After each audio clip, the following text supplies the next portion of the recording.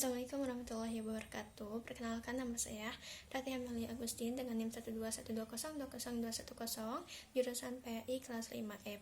Di sini saya akan menjawab pertanyaan untuk UAS mata kuliah filsafat Islam.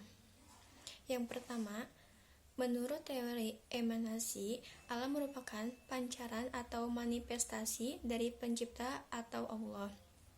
Namun, sebagian besar filosof barat berpendapat bahwa munculnya alam bukanlah karena ciptaan, melainkan sebagai hasil dari proses alami atau kebetulan.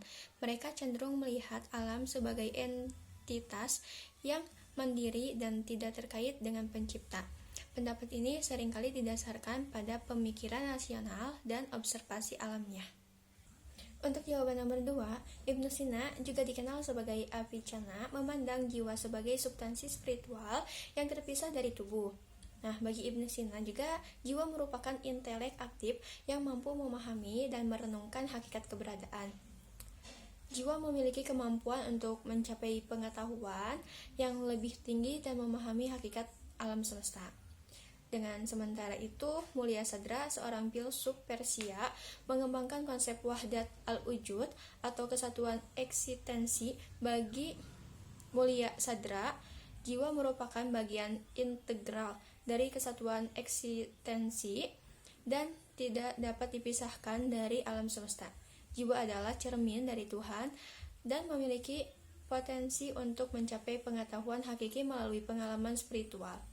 Perbedaan antara pandangan Ibnu Sina dan Mulia Sadra terletak pada konsep jiwa sebagai entitas terpisah atau sebagai bagian dari kesatuan eksistensi.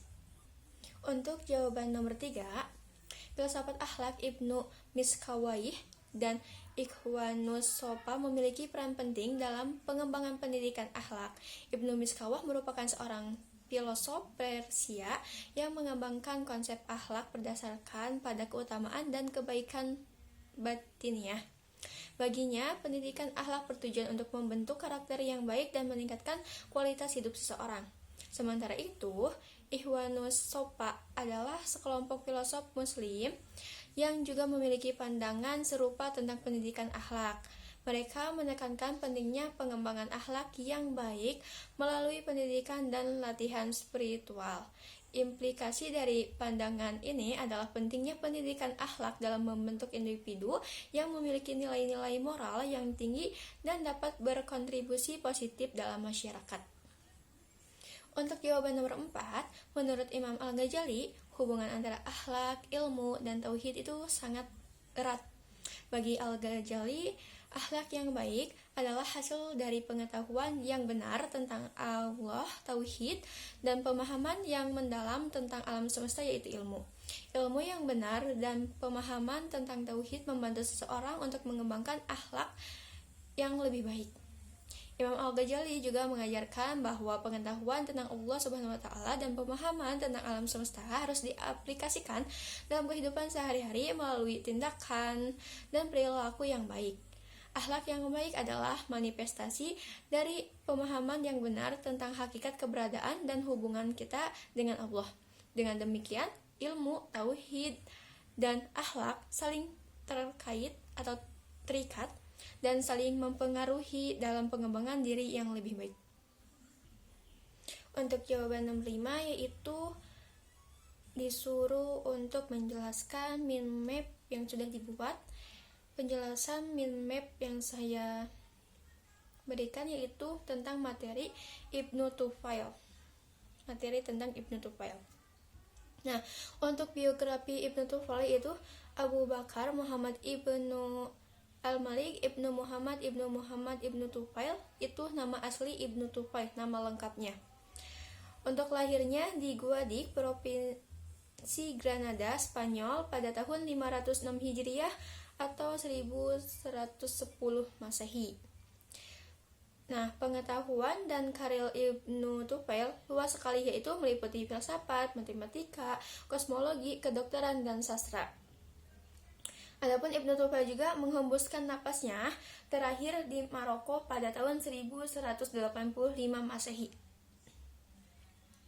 Untuk karya Ibnu Tufail semua karya filosof Ibnu Tufail tidak ada lagi yang masih tinggal di tangan kita selain Hayyu bin Yajkon, sebuah buku yang sangat terkenal di kalangan bangsa Arab maupun bangsa Eropa. Terus ada juga pemikiran Ibnu Tufail. Nah, untuk pemikiran Ibnu Tufail diantaranya mengenai tentang Tuhan, dunia, kosmologi, akal dan wahyu, epistemologi, derajat intelektual manusia.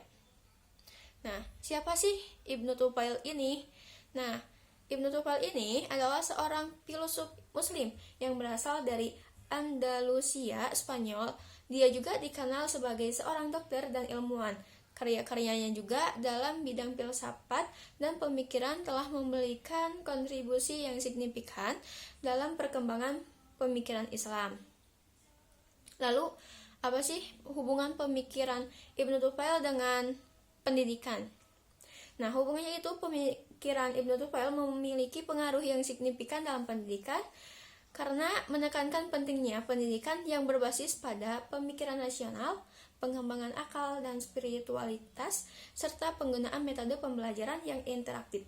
Pemikirannya ini masih relevan dan dapat memberikan inspirasi dalam pengembangan pendidikan pada masa ini.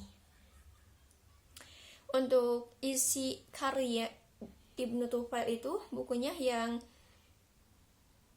terkenal yaitu Hayyu Ibnu Yajkon.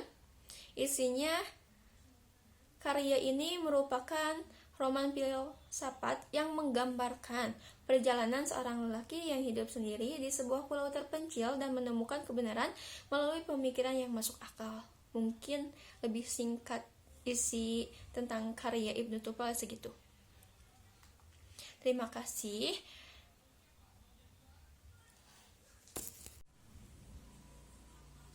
Sekian pertanyaan-pertanyaan UAS Filsafat Islam yang saya jawab.